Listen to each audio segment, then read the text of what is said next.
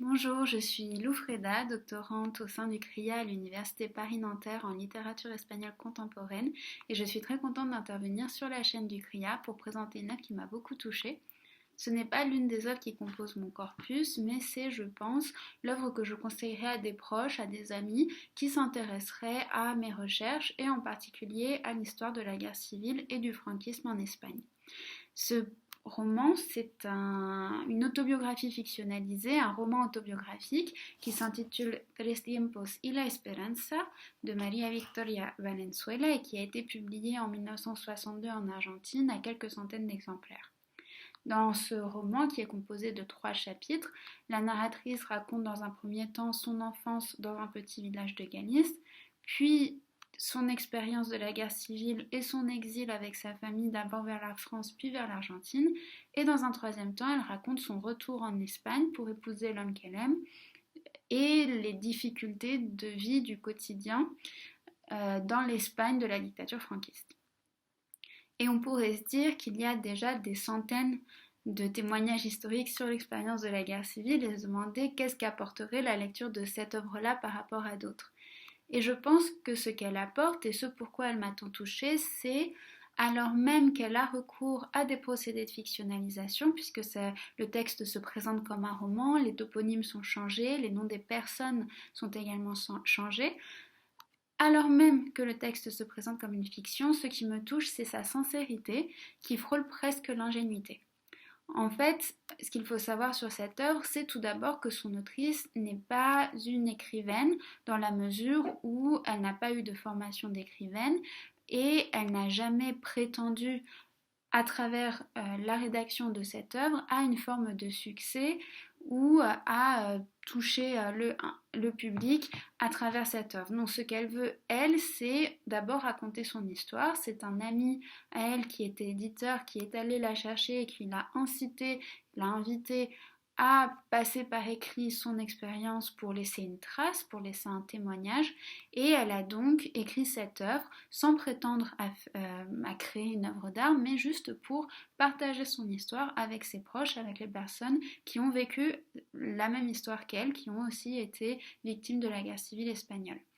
Et c'est pour ça qu'on a une écriture qui est assez maladroite, avec des répétitions, avec des incohérences. Par exemple, on a un oncle Juan au début du texte qui est assassiné, et quelques pages plus tard, il réapparaît et on ne comprend pas pourquoi cet oncle Juan qui est censé être mort réapparaît jusqu'à comprendre qu'en fait il s'agit d'un autre oncle qui porte le même prénom, mais la narratrice ne nous l'indique pas. Il y a ces petites incohérences. Il y a ces maladresses qui témoignent que l'autrice n'est pas une écrivaine, mais par ailleurs, il y a des passages qui sont très poétiques. Par exemple, on a une série, dans plusieurs cas, on a des séries de phrases qui s'accumulent, des phrases très courtes avec un retour à la ligne à chaque fois, et ces phrases très courtes qui s'accumulent dans le texte forment des petits poèmes en prose, très beaux et très touchants parce qu'ils décrivent, et qui montrent finalement, malgré cette maladresse de l'écriture, une forme de poésie, de dimension poétique du texte qui participe à sa beauté, mais aussi comment dire, à sa beauté, mais aussi à la sincérité du texte et à la façon dont la vie vécue, l'expérience traumatisante vécue est transmise grâce à ces procédés stylistiques. Il y a aussi d'autres passages où la narratrice livre son intérêt pour l'idéologie galliciste ou pour le communisme, et cette façon dont elle livre ces idéologies politiques est teintée de naïveté dans la mesure où elle ne se cache absolument pas d'être dans le camp des vaincus, d'être dans le camp républicain. Elle affirme qu'elle ressent une forme d'injustice et elle ne cherche pas pour autant ni à se justifier, ni à expliquer l'histoire depuis un point de vue neutre et objectif, mais juste à relater ses sentiments avec toute la subjectivité que cela implique.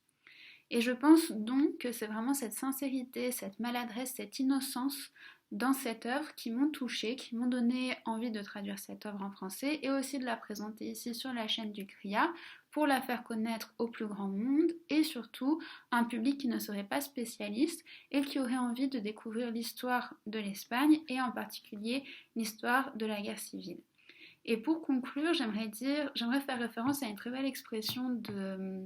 qu'emploie Louis Aragon dans sa préface aux yeux d'Elsa. Il parle de son livre comme d'un petit livre de papier qu'il élève contre l'horreur de la guerre. Et je trouve que Tres Tiempos y la Esperanza, c'est ça en fait. C'est juste un petit livre de papier qui est capable, dans sa simplicité, de livrer toute la réalité d'une vie, de faire rire, de faire sourire le lecteur, aussi bien que de l'angoisser, de le faire frémir à cause de ce qui est raconté.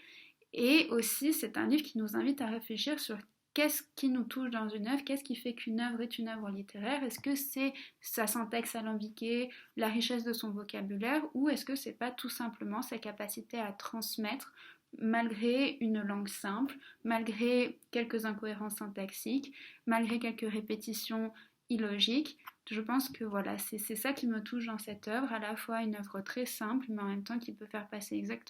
extrêmement de choses dans une langue très